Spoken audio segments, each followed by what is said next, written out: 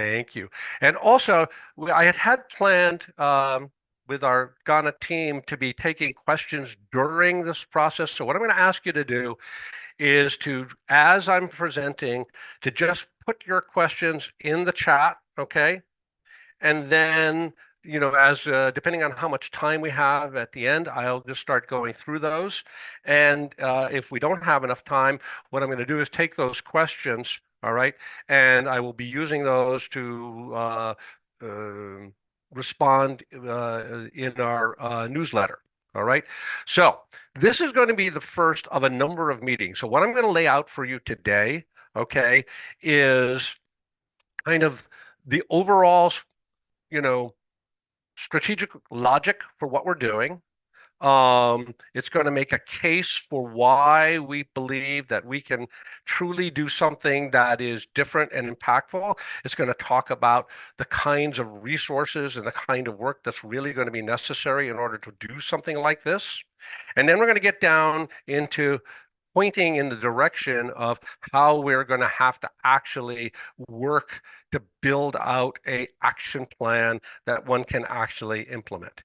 And it was so good to hear people talk earlier today about what are we going to do to help pull together this effort across Rotary. And we will actually be addressing that specifically today. All right. So first thing that I would say is,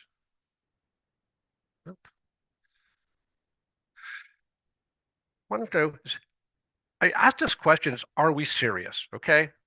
Um, and I asked that question because what I see a lot happening, it's been my observation, and you can argue with me if you want, is that there's a lot of talk that goes around, but when we get down to, right, what are we actually going to do to make the change, that starts to get very fuzzy.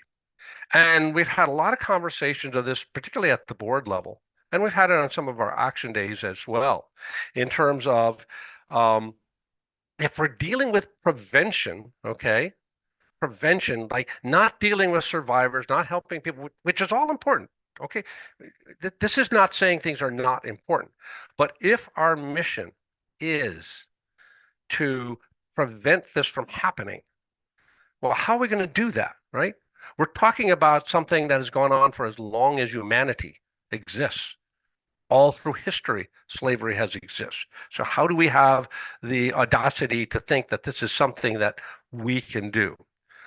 And why do we want to do focus on economic development? All right. One of the reasons is that while there are lots of causes for slavery, all right, and human trafficking, economics is a big part of it. It's a big part, and it's been documented in many, many areas in terms of when people lack opportunity, when they're vulnerable, when they are hungry, all right, you see this happening. We have another Rotarian comes in from Poland occasionally, who we were talking to about the fact that just the Ukraine war has now created a situation where, because people are now without work, they're coming over the border, they don't know what to do, they're now vulnerable to being trafficked. So we know that economics is a really important part of this. But aren't there like lots of people doing this, right? Aren't there like lots of people doing economic development? And the answer is yes. There's all kinds of people doing economic development. It's a huge, huge, huge business out there. But the problem is, and President Lisa made me promise that I would not rant at this particular point, so I'm going to try to be pretty calm about this. The reality is, most of it doesn't work and hasn't worked for a long, long time. You can look at the billions and billions and trillions of dollars that have been spent on economic development, all the way from large government projects down to like little Kiva loans, et cetera. And I defy someone to show me the examples of the money that have gone in that have created true, sustainable, self-perpetuating economic development. Okay. And I'm going to put this out there. All right. I have spent a lot of time researching. I've spent a lot of time talking to various people, people who are doing forest projects, heads of organizations, but clearly I have not been able to talk to anyone. And I pray, actually, I would love if somebody can bring to my attention, to our attention, an organization that has at least a 10-year track record that shows that they have been able to seed ongoing, sustainable, self-perpetuating economic development. Because I haven't been able to find it. All right. And part of the problem is that so much of what's out there is transactional. Okay. So, what do I mean by being transactional? Transactional is a focus on one particular event. Let me give you an example. All right. If you're there's a program that I was introduced in Oakland, California. I'm not going to use the name, and it mirrors kind of what we're doing. And so I was really interested in it because I'm a great believer in we don't want to reinvent the wheel. If something's out there that we could use, right, we should use that rather than try to build something all by ourselves. So I'm talking, this is a program that's 14 years old.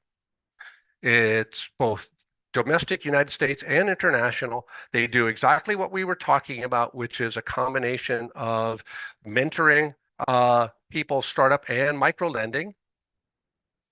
And they've done thousands, literally like close to, I think something like 10,000 different startups over the period of what that they've been in business.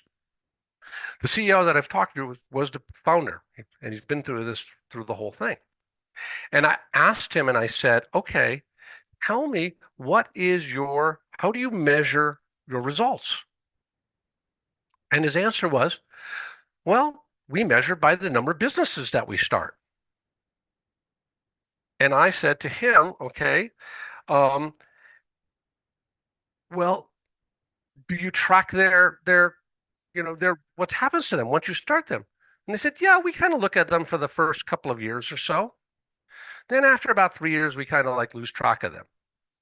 And I said, well, how many succeed, fail? Well, a number of them don't succeed, et cetera. But our job is to start the businesses.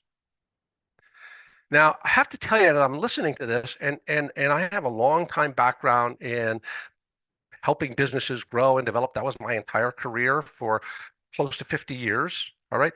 So I got a pretty good idea what it takes to create a successful business.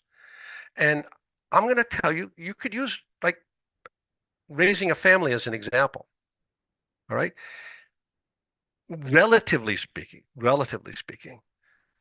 having the baby is not that difficult, comparatively speaking, to have a child, to get pregnant, than it is to raise that child all the way to adulthood and make sure that and have that child go off on their own and be independent on their own.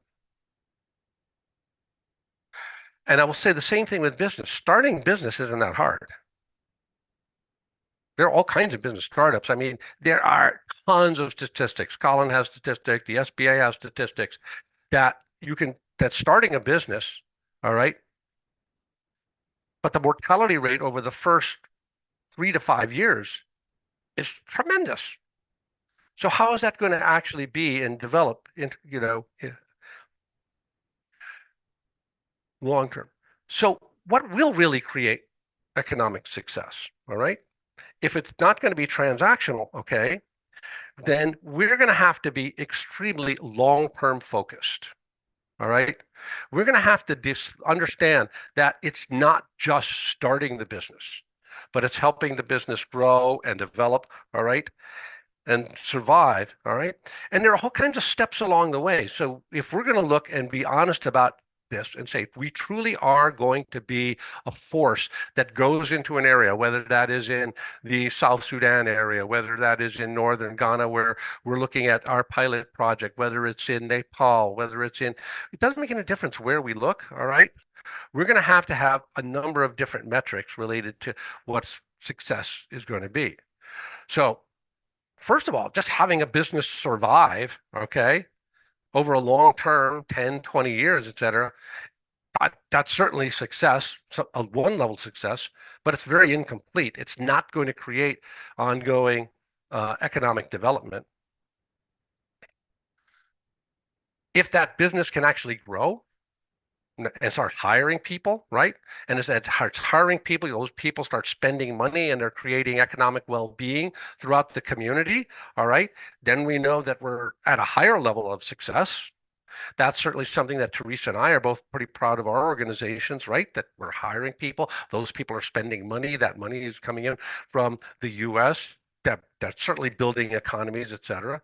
But it's now when you can go yet another step and you can, let's say you could start sharing your ownership with your employees, and may you as a business owner start mentoring others so that you have other types of businesses that are coming up. You have an even higher level of success. But ultimately, what you really need to achieve, all right, is that the foundation is when ownership gets passed on in a way that the businesses keep intact and growing. All right. This is the key. And there are a number of examples, okay, that we could talk about where this happens. And I can show you examples of where it works, has worked, and where it hasn't worked.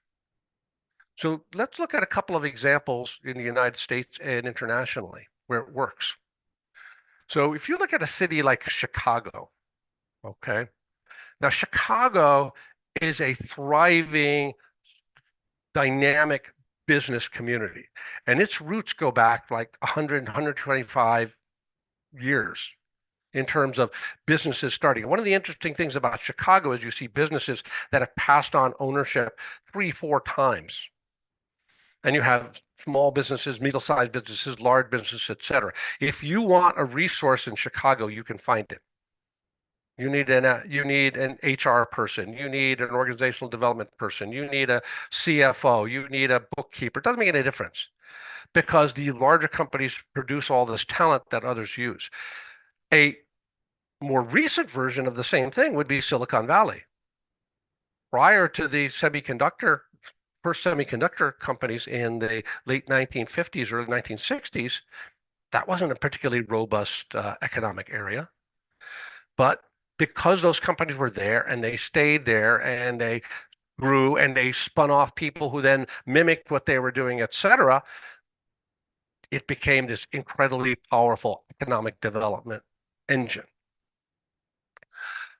Internationally, we could look at a country like Taiwan, okay? Which, again, if you looked at that post-World War II, very, very, very devastated, very little there, through a process whereby a lot of private entrepreneurship starting and companies growing and staying there and developing, et cetera. Malaysia has a similar track record. Now, what do we talk about when we talk about like in terms of would an example of it not working? Well, a great example of that would be my home state of New Mexico. So my home state of New Mexico has a situation where it is rare for a company in New Mexico to pass on to a second generation. The vast majority of companies here, when people are at their end of their business life, they either sell it to somebody out of state and all the good jobs and everything leave, or what's more frequent is they just shut down. They just liquidate. We see this in our newspaper all the time. And New Mexico has struggled. It's one of the poorest states in the United States because it hasn't been able to develop any kind of consistent economic development. My adopted country of Ghana is in much the same way. You talk to Ghanaian business owners, et cetera, about how they're going to get out, how they're going to grow, and everybody kind of shrugs their shoulder. Well, we don't know. We hope there's maybe a family member who might want to take over, but more likely we're just going to shut it down. It also has had really struggled to get ongoing business development. So this is the pathway. If we're going to do this type of economic development, we have to not just start businesses, we're going to have to mentor them all the way along the line. Now, it's great to say this is what we're going to do. But if we don't know have a how we're going to do it, then it's all just talk. And one of the things we're going to do is we're going to have to develop, first of all, within ourselves, all right, is we're going to have a central culture within our club. Okay, we're going to have to build something which is hard to do in Rotary. This is exactly what Karen and Farron were talking about in terms of getting away from this idea like every year there's a different board and a different idea where you're going. This is going to have to become something that gets hardwired into our organization as to what we're doing, focusing on the long term. And by the way, I want to define long term here. We're talking about generations. We're not talking about 3 years, 5 years, 10 years. For us to truly make a difference, we have to get out of the transactional. We have to get into the long, long, long term. And before you tell me that that can't be done, I would point out Rotary's already done this once with the eradication of polio. And if you've looked at the video related to how that all got started, it took a decade just for them to kind of get the basic infrastructure in place. It took almost 40 years for that all to roll out and really start showing the kind of results. So this is possible, and it has been done, and it's been done by Rotary. All right. We're going to have to recognize that we're going to have significant mentoring capability so that when various businesses are in various parts of their life cycle, they are going to have resources that we can bring to bear that will help them in order to move forward. We have to be aware that those we're going to be working with, if we're going to go into areas of the world where people do not have opportunity, we're going to be facing, these people are going to be facing huge personal and institutional challenges. We know that in a lot of parts of these worlds, there are power structures that really don't want development to take place. They want to keep everybody sort of beaten down on the farm. There's all kinds of cases. I know there was one that Colin and I talked to a young woman who worked in Liberia. She was a refugee who came back, started up a shea butter organization for women in the village, and then a local chieftain took the business over. So these are the kind of things that we have to be aware of. I will tell you from my work, and I'm sure Teresa could tell the same story, the kinds of personal challenges that you go through as a human being in order to be able to try to lift yourself up and become more confident. When you're in an environment where everybody says, where you believe and everything around you says, no, it's not going to succeed. It won't work. Why even try? You have a real uphill battle to go to get people and get people to start to believe. My group in Theodora is going to be doing a presentation at a virtual conference on the 25th, and we're recording that. I'll put it up on our YouTube channel, but it's really interesting to hear the women talk about overcoming these type of issues and the fact that even now, as they're becoming more successful, there's yet more issues that they're going to have. So not just business mentoring, all right, but personal mentoring is going to have to be part of the equation as well. And within this all, we're going to have some sort of ability to oversee this, right? This is going to be a big project, and we're going to have to treat it as such. And we're going to have project management. We're going to have the ability to source talent. We're going to have the ability to facilitate individual activities. And when we talk about, right, how we're going to do this, we're going to have to make use of the full network of Rotary clubs. And I believe that if we have a model that we can show that makes sense and, can show that it actually works and gets results, then we're going to be able to go to other Rotary clubs around the world, all right? And we're going to be able to take them and say, here, you can use us, use this model, follow this program. And if there was one organization that I would talk to, and I'm going to repeat this at the end of our program, that could help us. If you're going to build an organization that says, I'm going to do economic development, I have to have a whole bunch of talent, business experienced talent to call upon. What better organization than Rotary International? What percentage of Rotary members are business people of some kind? So we are the right organization to be pulling this off. So how do we start? Okay. So I've put a bunch of houses there, but that's not detail enough. When I facilitate people building action plans, we start and they'll say, well, okay, we have to do something. And then I'll say, well, how do you do that? And then they go through it. And then I'll say, well, how do you do each one of those things?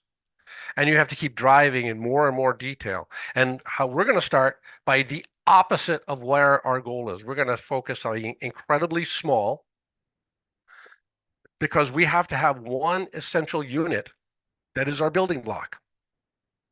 And that is finding people who want to do what we were proposing, want to become entrepreneurs in these areas and supporting them. And we're going to do a small pilot project and we're going to test and test and test until we refine what we can do.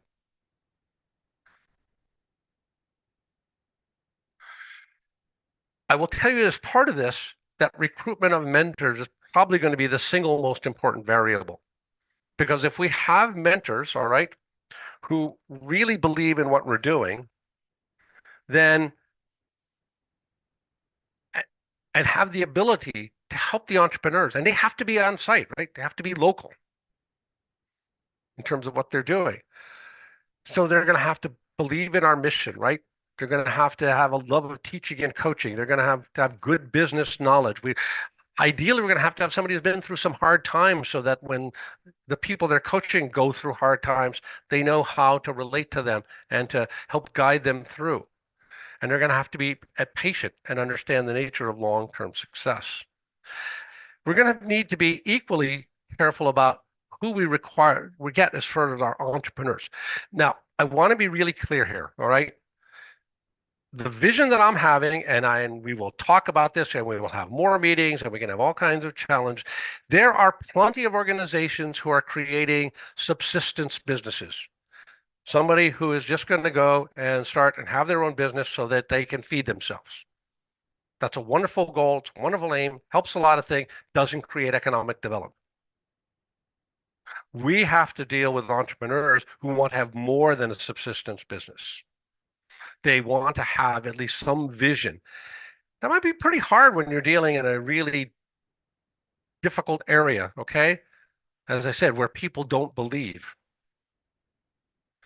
And another thing, so one of our partners in Ghana, Mary Arabe, who's the president of the Rotary Club of Tamale in northern Ghana, as we were doing our planning, said, we need to make sure that people want what we have to offer. She said that her area, both with Rotary programs and other programs, is littered with programs that fail because the people promoting the program don't really sit down and make sure that the people that they're offering their help to actually want that.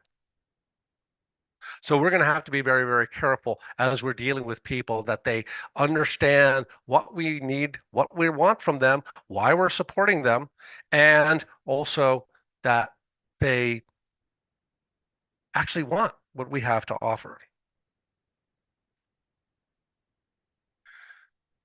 So one of the interesting things about doing this kind of work, is that it is going to promote other things that we in the club want to do. Particularly, it's going to help us promote awareness. And I'm going to tell you a little story here that I've experienced right here with my people in Theodora and in our own Rotary Club. So I think many of you might have met or seen in our meetings Benedicta Parabe. So Benedicta tells a really interesting story that when she started with us, she didn't believe any of it was going to be true. I mean, that she was absolutely convinced it was just had to be some sort of white person scam, something that none of it's going to work. Well, fast forward a couple of years, she's one of our absolute top performers. She's also the head of the West Africa branch. And if you've gotten her in a one-on-one meeting or a breakout or heard her talk, she is absolutely a fire. She is passionate about recognizing the pattern that got her into the situation she was to begin with, and what are the circumstances within her country. And she's a woman on a mission. I really encourage you to talk to her. She's a great person to get to a Rotary Club meeting to talk about this, because she has made this leap. So I believe that the work that we're doing, and as we have people and we're bringing people and we're getting them and we're giving them the economic foundation to allow them to go up the next level, all right, is going to create a body of people who are going to become believers in our bigger mission and go beyond just the economic aspect of that. And as I talked about, this is so tailored to the strengths of Rotary that if we have a model that local clubs, whether the clubs are in India, whether the clubs are in Zambia, or whether the club is in Bolivia, okay, that they can leverage our model using their own local resources, using the talent and the business people that are there. We are ideally suited in this program to leverage what Rotary brings. So let me conclude.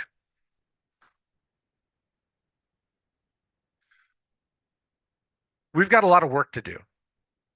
Everything in here needs to be challenged. All right. Everything here needs to be questioned.